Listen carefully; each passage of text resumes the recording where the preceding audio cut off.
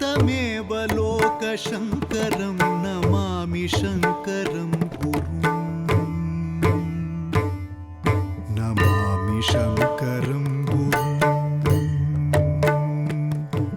नमामि शङ्करं गुरुं.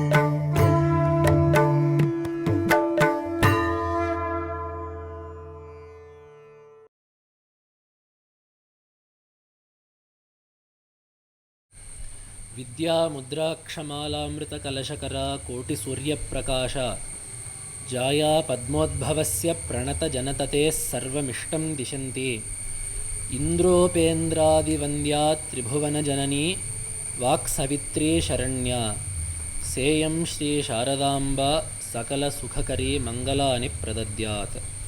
सदाशिवसमारम्भां शङ्कराचार्यमध्यमाम् अस्मदाचार्यपर्यन्तां वन्दे गुरुपरम्पराम्. With namaskaras to the Padapadmas of the Ubhaya Jagadgurus.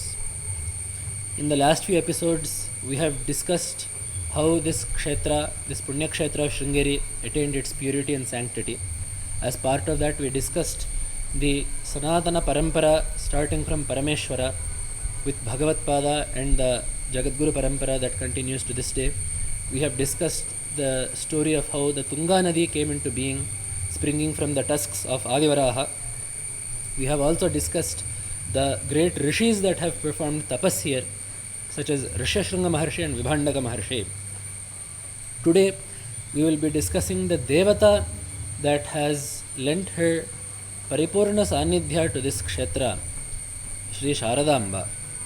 So, when we speak about any Devata, it is meet that we first speak about the Sthala Purana, how the Devata came to be in this place.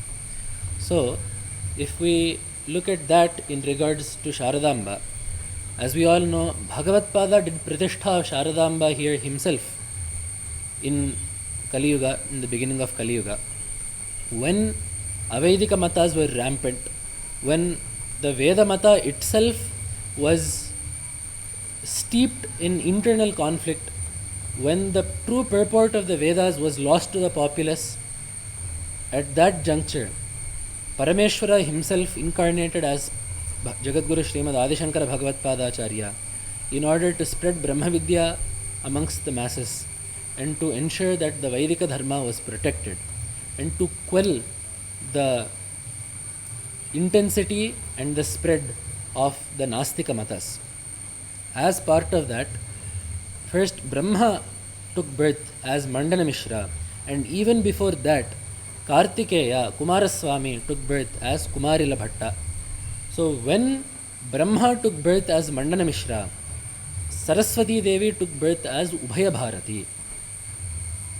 In the Purvakala, earlier, in the Brahma Sabha, when Durvaso Maharshi was doing Vedaparayana, one swara was pronounced by that Maharshi in an erroneous manner. Having seen that, having heard that, Saraswati Devi gave a slight smile. Having seen Devi laughing, the Muni became enraged and gave a shapa to Devi that she would be born as a human on earth. So as per the shapa of that Maharshi, this story comes in the Madhavya Shankara Digvijaya. So we will tell this story in detail when we talk about the Shankara Digvijaya itself. So when Devi was born in this manner in Bhuloka, she married Mandana Mishra, the embodiment of Brahma, and became known as Ubhaya Bharati due to her prowess in all fields of learning. Because she is Sharada, even as a human, she excelled in all fields of learning and became renowned as Ubhaya Bharati. So then in due course of time, Bhagavat Pada came to Mahishmati, debated with Mandana Mishra, defeated him, and Mandana Mishra became Sureshwaracharya and sought refuge in Bhagavat Pada. In that juncture, Devi was ready to leave her human body and go back to Brahmaloka. But Bhagavat Pada bound her with the means of the Vanadurga mantra and requested that she stay wherever he would install her in his pithas.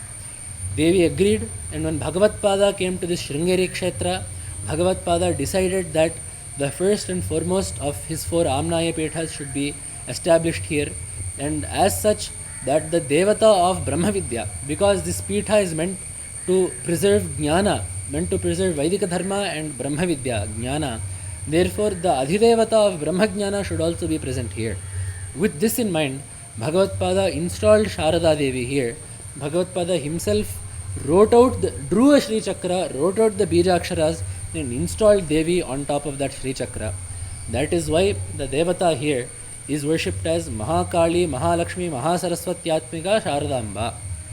And besides some special occasions such as Vasanta Panchami, where she is worshipped as only Saraswati, in all other occasions, in most occasions, Devi is worshipped as Parameshwari, the Adishakti, the embodiment of Lakshmi, Parvati and Saraswati. This is so that all bhaktas that come here will be graced. As you see in Gita, bhaktas are categorized into 4 divisions. Chaturvidha bhajante mam jana sukritinor arjuna arto jignasur artharthi jnani cha bharatarshabha. So Bhagavan in Gita classifies all bhaktas into 4 categories. Some are arthas, artha bhaktas. These people have some trouble, they have some calamity that has befallen them, and in order to get rid of that, they seek refuge in Bhagavan. In the same way, jignasu, some people seek to learn something, they seek to know something. Those people are jignasu bhaktas, so they seek Bhagavan to know something. Artharthe, some people want something, they want money, they want prosperity, they want some affluence. So in order to obtain that, they seek refuge in Bhagavan. And the last is Jnani. The Jnani does not want anything from Bhagavan, but the Jnani realizes that his Atma is the same as Paramatma. There is no difference between himself and Bhagavan.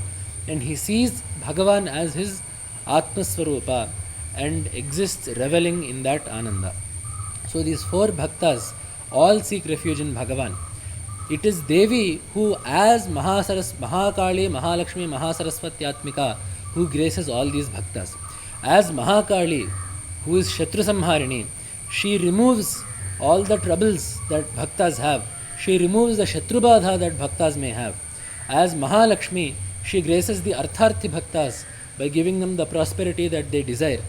As Saraswati, Mahasaraswati, she graces the Jignasu bhaktas by giving them the knowledge that they desire. And as Paramatma Swarupini, as Parabrahma Swarupini, she is the Atma of the Jnana bhaktas. So the Devata that is here is Sharadamba, and that is why we have the shloka in Shankara Digvijaya, Ya Sharadambetyabhidham vahanti kritam pratignyam paripalayanti adyapi Sringeri pure vasanti pradyotate abhishtavaran dishanti. That Parabrahma Swarupini that bears the name Sharada, Ya Sharadambetyabhidham vahanti, because it is one Paramatma that takes upon many names and many forms. In one place he is Venkateshwara, in one place he is Guruvayurappa, in one place he is Meenakshi, that Paramatma is Meenakshi, in another place that Paramatma is Annapurna, in one place that Paramatma is Nataraja, in another place that Paramatma is Arunachaleshwara. In that same way, here that Paramatma takes upon the name Sharada, that Parashakti takes upon the name Sharada. Ya Sharadambetyabhidham vahanti kritam pratignyam paripalayanti. She is upholding the promise made to Bhagavatpada those centuries ago, that I will reside wherever you install me for all time to come, for generations to come. Adyapi, that is why Adyapi Sringeri pure vasanti, to this day she resides in this Sringeri pura. Pradyotate, she shines. Abhishtavaram dishanti, gracing devotees with whatever they want. It could be gracing the Artha Bhaktas with the removal of troubles. It could be gracing Artharthi Bhaktas with prosperity. It could be gracing Jignasus with the Jnana that they desire. But she is here. Her Paripurna Sanidhya is here. And she is gracing all the devotees that come to her with a pure mind. And that is why we see that Bhagavatpada also has written many stotras on Devi. We can talk about the stotras later, but very popularly the Sharada Bhujanga stotra is there. Sharada Bhujanga Prayata stotra, wherein Bhagavatpada says, Purastrim vinidram purastunga bhadram bhaje Sharadamba majasram madambam. She is the Purastri and she is also Purastunga bhadram. She has taken up residence on the banks of the Tunga Nadi. So such a Sharadamba I seek refuge in. So in such a Sharadamba I seek refuge. So Bhagavatpada has done stotra of Sharadamba in this way. Now if we look at the Swarupa of the Devata, the form of the Devata is very particular here. we have the shloka of the 33rd Jagadguru Pratasmaraniya, renowned with the name Abhinava Shankara, of Jagadguru Shri Shri Sachidananda Shivananda Bharati Swami. We have a shloka written by that Acharya.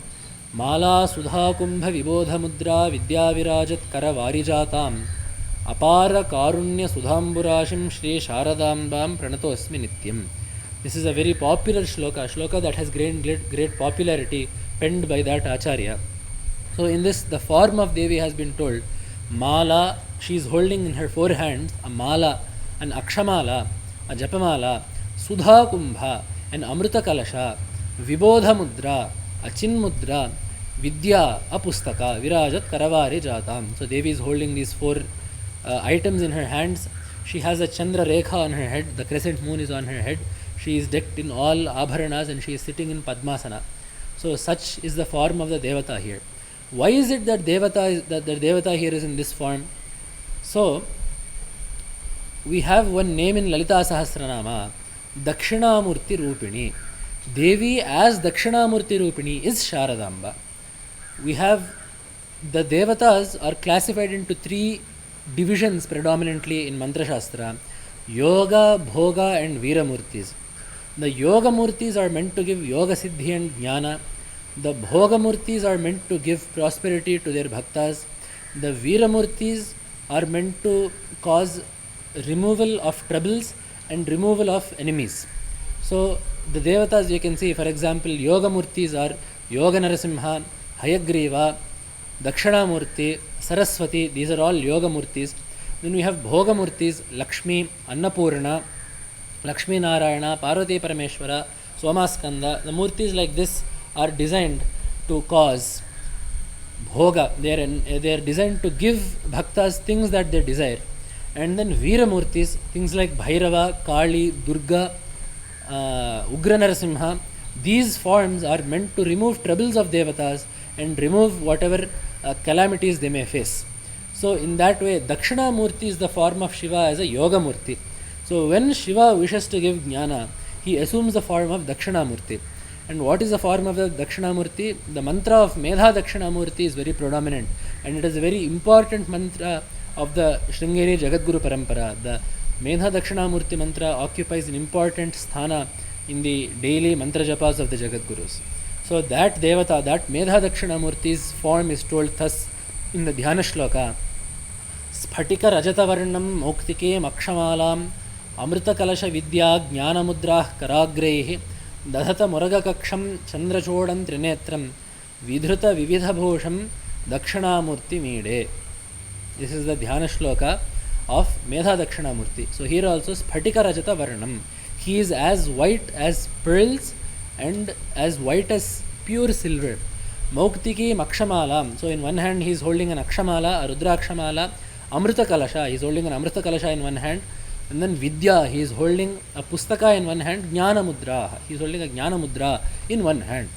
And he is also Vidhrita Vividha Bhusham. He is holding all, he is wearing all Abharanas. And Chandra Chodam Trinetram, he has the Chandra Rekha on his head. So as we can see, this form of Dakshinamurti is the exact form of Sharada Devi. The Dakshinamurti Rupa is the same as the Rupa of Sharadamba here, which is why just as Dakshinamurti gives Jnana, Sharada Devi also is here in Sringeri giving us all the Jnana that we seek. And very specifically, we see that Dakshinamurti and Sharada Devi both have the Chin Mudra. This Chin Mudra is a very a mudra that has great purport behind it. That is why in Dakshinamurti Stotra also Bhagavad Pada says, Svatmanam prakate karoti bhajatam yo mudraya bhadraya. That Dakshinamurti reveals his true nature to those that seek him through the mudra, through this one mudra, this one Chin Mudra. So, what is the meaning of this Chin Mudra? These three fingers represent the triads that exist in this samsara. The three gunas, the three kalas, the three shariras, the three avasthas, those are all the triads that are represented by these three fingers. This Angushta represents Paramatma, who is always separate from these three. Paramatma is not touched by this Srishti. And this, the index finger is the Jiva. The Jiva, due to his being bound by Maya and due to his having moha, is always tied to these three. He is always tied to the three gunas, the three avasthas in the three bodies. The Chinmudra represents the separation of the jiva from samsara and his unity with Ishvara, thereby making him Brahman itself. Whatever state that Brahman exists in, the jiva also attains that state and becomes bereft of these three, the triads of samsara. So that is represented by the Chinmudra. So that is what Devi is showing all of us in her Chinmudra. So therefore, worship of this Devi, as we have said, will give bhaktas anything that they desire. It could be Vidya, it could be prosperity, it could be Brahmajnana. But predominantly Devi is here to cause us Brahmajnana. That is why Sachidananda Shivabhinava Swami Swami writes in his stotra, in the Kamalajadaitashtaka, Vidyam Shuddhancha Buddhim Kamalajadayite Sattvaram Dehi Mahyam. That is what the Acharya asks from Sharadamba. I want Shuddha Vidya and Shuddha Buddhi. Shuddha Vidya refers to Brahma Vidya and Shuddha Buddhi refers to a pure mind, a Shuddha Antahkarana. We want Brahma Vidya, that is the highest goal of human life. But in order to get Jnana, first we need Chitta Shuddhi, we need purity of mind. Only a pure mind can properly grasp the Jnana that will grant us release from samsara. So, it is in order to get that purity that we do karma and Ishvaropasana. So, if we do upasana of Devi, this is meant to give us Chitta Shuddhi, and Devi will give us Chitta Shuddhi and also give us Jnana, because she is also Guru Mandala Roopini. Devi takes upon the form of the Devata, she is also the form of the Guru.